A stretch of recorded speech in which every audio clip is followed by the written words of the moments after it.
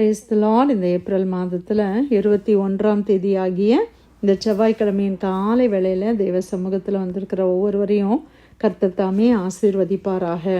இந்த நாளிலும் நம்ம தியானிக்கிற கர்த்தருடைய வார்த்தை நம்முடைய பரிசுத்த வேதாகமத்தில் அப்போஸ்தலர்களுடைய நடபடிகளில் 18ஆம் அதிகாரம் 9-10 வசனங்கள். ஆக்ட்ஸ் ஆஃப் தி அப்போஸ்தலர்ஸ் சாப்டர் 18 verses 9 and 10. ராத்திரியிலே கர்த்தர் பவுலுக்கு தரிசனமாகி, நீ பயப்படாமல் பேசு, மௌனமாயிராதே, நான் உன்னுடனே இருக்கிறேன், உனக்கு தீங்கு செய்யும்படி ஒருவனும் உன்மேல் கை போடுவது இல்லை, இந்த பட்டணத்தில் எனக்கு அநேக ஜனங்கள் உண்டு என்றார். அல்லேலூயா. கர்த்தருடைய அருமையான வார்த்தைக்காய் காலை வேளையில கர்த்தரை ஸ்தோத்திரிக்கலாமா? அப்போஸ்தலனாகிய பவுல் கொரிந்து பட்டணத்தில் அவர் ஆண்டவருடைய ஊழியத்தை அவர் செய்து கொண்டிருக்கிறார். நான் அந்த வசனத்தை வாசிக்கிறேன். மக்கதோனியாவிலிருந்து சீலாவும் தீமோத்தேயும் வந்தபோது பவுல் ஆவியில் வைராக்கியம் கொண்டு இயேசுவே கிறிஸ்து என்று யூதருக்கு திருஷ்டாந்தப்படுத்தினான். ஆண்டவருக்காக வைராக்கியமாய் ஆவியில் வைராக்கியம் கொண்டு அப்போஸ்தலனாகிய பவுல் என்ன செய்கிறார்? அந்த இடத்துல இயேசுவே கிறிஸ்து என்று யூதருக்கு அவர் பிரசங்கித்து கொண்டு வருகிறார். அப்போ என்ன நடக்குதுன்னா, அவர்கள் எதிர்த்து நின்று தூஷித்த போது அவர்கள்லாம் எதிர்க்கிறாங்க. அவருக்கு ஆண்டவருடைய வைராக்கியமாக ஆண்டவருக்காக அவர் ஊழியம் செய்யும் பொழுது அவர்கள் எல்லாம் என்ன செய்தாங்களாம்? எதிர்த்து தூஷிக்கிறாங்களாம். அப்போ எப்படியெல்லாம் பேசியிருப்பாங்க இல்லை? அந்த மாதிரி தூஷிக்கும் போது பவுல் என்ன செய்தாராம்? தன் வஸ்திரங்களை உதறி, உங்கள் இரத்தப்பழி உங்கள் தலையின் மேல் இருக்கும், நான் சுத்தமாய் இருக்கிறேன், இது முதல் புறஜாதியாரிடத்திற்கு போகிறேன் என்று அவர்களுடனே சொல்லி அவ்விடத்தை விட்டு தேவனை வணங்குகிறவனாகிய யுஸ்து என்னும் பேருள்ளவனுடைய வீட்டிற்கு வந்தான். அவன் வீடு ஜெப ஆலயத்திற்கு அடுத்ததாய் இருந்தது. ஜெப ஆலய தலைவனாகிய கிறிஸ்பு என்பவன் தன் வீட்டார் அனைவரோடும் கர்த்தரிடத்தில் விசுவாசம் உள்ளவன் ஆனான். கொரிந்தியரில் அநேகரும் சுவிசேஷத்தை கேட்டு விசுவாசித்து ஞான ஸ்நானம் பெற்றார்கள். பாருங்க, ஒரு கூட்ட ஜனம் எதிர்க்கிறாங்க, ஒரு கூட்ட ஜனம் தூஷிக்கிறாங்க. ஆனால் இன்னொரு கூட்டத்தில் இன்னொரு சைடில் பார்த்தீங்கன்னா அநேகர் வீட்டாரோடு கூட இயேசு என்ன செய்தாங்களாம்? ஏற்றுக்கொள்ளுகிறார்கள், விசுவாசிக்கிறாங்க, ஞான ஸ்நானம் பெற்று கர்த்தருடைய பிள்ளைகளாக மாறுறாங்க. அப்போ ஆண்டவர் பவுலுக்கு ராத்திரியில் தரிசனத்தில் ஒரு காரியத்தை சொல்கிறார். ராத்திரியிலே கர்த்தர் பவுலுக்கு தரிசனமாகி, நீ பயப்படாமல் பேசு, மௌனமாக இராதே, நான் உன்னுடனே இருக்கிறேன், உனக்கு தீங்கு செய்யும்படி ஒருவனும் உன்மேல் கை போடுவது இல்லை, இந்த பட்டணத்தில் எனக்கு அநேக ஜனங்கள் உண்டு என்றார். அல்லேலூயா. கர்த்தர் பவுலை பலப்படுத்துகிறார். பவுலை ஆண்டவர் என்ன செய்கிறார்? ஸ்ட்ரென்தன் பண்ணுறத பார்க்குறோம்.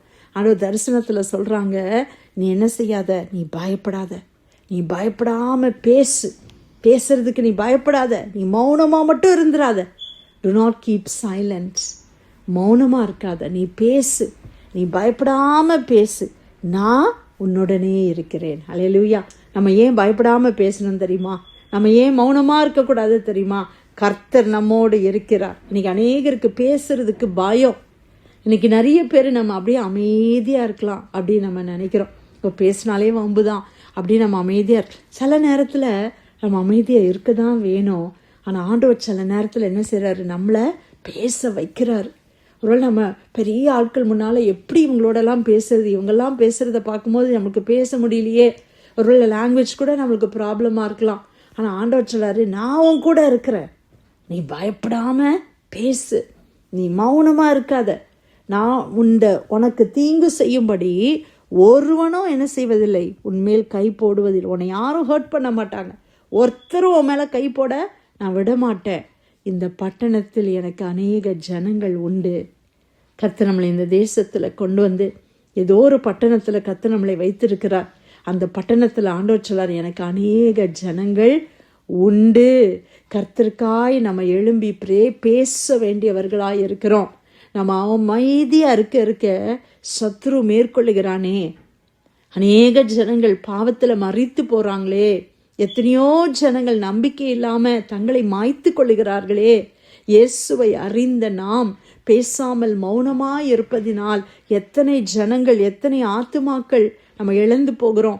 ஆண்டவர் இன்னைக்கு நம்மளை பார்த்து சொல்றார், இந்த பட்டணத்துல நீ இருக்கிறதான இந்த பட்டணத்துல அநேக ஜனங்கள் உண்டு, நீ பயப்படாமல் பேசு. நம்மளை அக்கம் பக்கத்துல இருக்கிறவர்களுக்கு நம்ம இயேசுனுடைய சுவிசேஷத்தை பிரசங்கித்து இருக்கிறோமா? நம்ம கூட வேலை செய்கிறவங்களுக்கு கர்த்தர் ஒரு இடத்துல வேலைக்கு வச்சிருக்கிறாரு, அந்த இடத்துல இயேசுனுடைய அன்பை நம்ம சொல்லுகிறோமா? இயேசு நம்ம வாழ்க்கையில் செய்த அதிசயங்களை நம்ம விவரித்து இருக்கிறோமா? எவ்வளவோ பேசுகிறோம், எத்தனை காரியங்களை குறித்து பேசுகிறோம் பிரியமானவர்களை. அதை சொல்கிறோம், எத்தனையோ காரியங்கள் வீட்டில் நடக்கிற நிறைய காரியத்தை பேசுகிறோமே. ஏன் நம்ம ஆண்டவரை பற்றி பேசுறதுக்கு தயங்குகிறோம்? ஏன் பயப்படுகிறோம்? ஆண்டவர் சொல்கிறாரு, நீ பயப்படாமல் பேசு, நான் உன் கூட இருக்கிறேன். கர்த்தர் இன்னைக்கு நம்ம கூட இருக்கிறார். ஹல்லேலூயா. ஒருத்தரும் என்ன போயிட்டுருக்குறாங்கன்னு நமக்கு தெரியாது. ஒருவேளை அவங்க சொல்கிற ஸ்டோரிஸ், இல்லை அவங்க ஃபேஸ்புக்கில் போகிற பிக்சர்ஸையும் வீடியோஸையும், இல்லை அவங்க சந்தோஷமாக இருக்கிறதையும் நம்ம பார்த்த உடனே அவங்கெல்லாம் நல்லா ஹாப்பியாக தான் இருக்கிறாங்க, அவங்கக்கிட்ட போய் நான் என்ன சொல்கிறது அப்படின்னு நம்ம நினைக்கலாம். ஆனால் அவங்க கடந்து போகிற பாதை நமக்கு தெரியாது. அவங்க ஒருவேளை எந்த துக்கத்தில் இருக்கிறாங்க யார்ட்டையும் சொல்ல முடியாமல் அவங்க இருதயத்தில் அழுது கொண்டு இருக்கலாமே. வெளியில் ஒருவேளை அவங்க நல்ல அழகாக தோன்றலாம், வெளியில் ஒருவேளை அவங்க ரொம்ப சிரிச்சுட்டு எல்லாரையும் சிரிக்க வச்சுக்கிட்டு அப்படி இருக்கிற மாதிரி தெரியலாம். ஆனால் அவங்களுக்குள்ள இருக்கிற சோகங்கள், அவங்களுக்கு இருக்கிற துக்கங்கள், தனிமையில் அவங்க அழுகிற அழுகை கர்த்தர் ஒருவருக்கு தானே தெரியும். அப்போ நம்ம ஆண்டவரை பற்றி சொல்ல தானே வேணும். நம்ம கட்டாயமாக ஆண்டவரை பற்றி சொல்லணும். ஹல்லேலூயா. பவுல் அப்போஸ்தலன் என்ன செய்தார் தெரியுமா? அவன் 1 வருஷம் 6 மாதம் அங்கே தங்கி தேவ வசனத்தை அவர்களுக்குள்ளே உபதேசம் பண்ணி கொண்டு வந்தானாம். 1.5 வருஷம் அந்த கொரிந்து பட்டணத்திலேயே பவுல் அப்போஸ்தலன் இருக்கிறேன். ஏன்னா கர்த்தர் சொல்லிட்டார் இல்லையா, நான் அவன் கூட இருக்கிறேன், நீ பயப்படாமல் பேசு. ஆண்டவர் சொன்னனால அவர் என்ன செய்தாராம், 1.5 வருஷம் அந்த கொரிந்து பட்டணத்தில் இருந்து அந்த அந்த அநேக சபைகளை ஸ்தாபித்தார். நீங்கள் அதனால தான் மற்ற நிருபங்களை பார்க்கலாம், 1 கொரிந்தியர் 2 கொரிந்தியர் நிருபம் எவ்வளோ அருமையாக இருக்குல்ல, எத்தனை அதிகாரம் இருக்குது. அந்த சபைகளெல்லாம் பார்க்கும்போது ஆவியில் வரங்களினால நிரம்பின சபை எல்லாம் ஸ்ட்ரென்தன் பண்ணி அந்த சபைகளை கர்த்தர் பவுல் அப்போஸ்தலன் நாட்டுறதை பார்க்குறோம். ஆனால் எதிர்ப்பு இருந்துச்சு. ஆனால் கர்த்தருடைய வார்த்தை இருந்ததுனால அந்த எதிர்ப்பின் மத்தியிலையும் ஆண்டவருடைய ஊழியத்தை தொடர்ந்து செய்தார். இன்றைக்கி நாமும் செய்ய நமக்கு ஆண்டவர் அதை கட்டளையை கொடுத்துருக்கிறாரே. நம்ம அக்கம் பக்கத்தில் இருக்கிறவங்க ஒருவேளை சர்ச்சுக்கு கூப்பிட்டா வரமாட்டாங்க, ஏன்னா அது அவங்களுக்கு கம்ஃபர்டபுளாக இல்லாமல் இருக்கலாம். ஆனால் நீங்கள் வீட்டில் ஒரு சின்ன கூட்டத்தை வச்சு கூப்பிடுங்க, ஒரு சின்ன பர்த்டே, இல்லை இது ஸ்ப்ரிங்கு சம்மரு, ஒரு பாபிக்யூ பேக்யார்டில் இந்த வாங்க எல்லாருமா சேர்ந்து நம்ம எதாவது பண்ணலாம். லேடிஸாக சேர்ந்து நீங்கள் அவங்களுக்கு ஏதாவது பண்ணலாம்.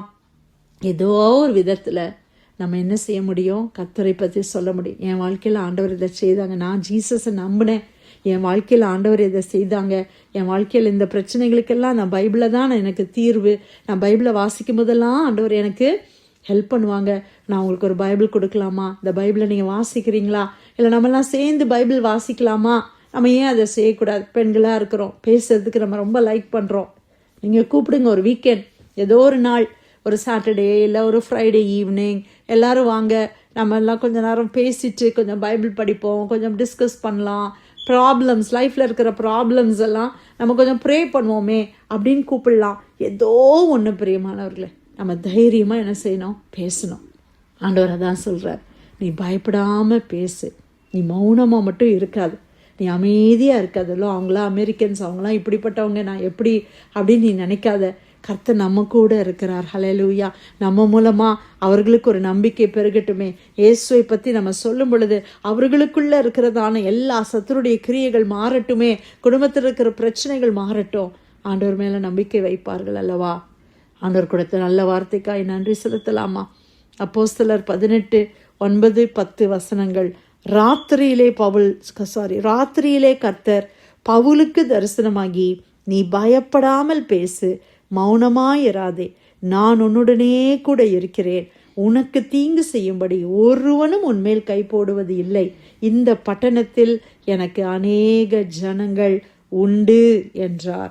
கர்த்தர் கொடுத்த நல்ல வார்த்தைக்காய் நன்றி செலுத்தி யாராவது நம்ம ஜெபிக்கலாமா?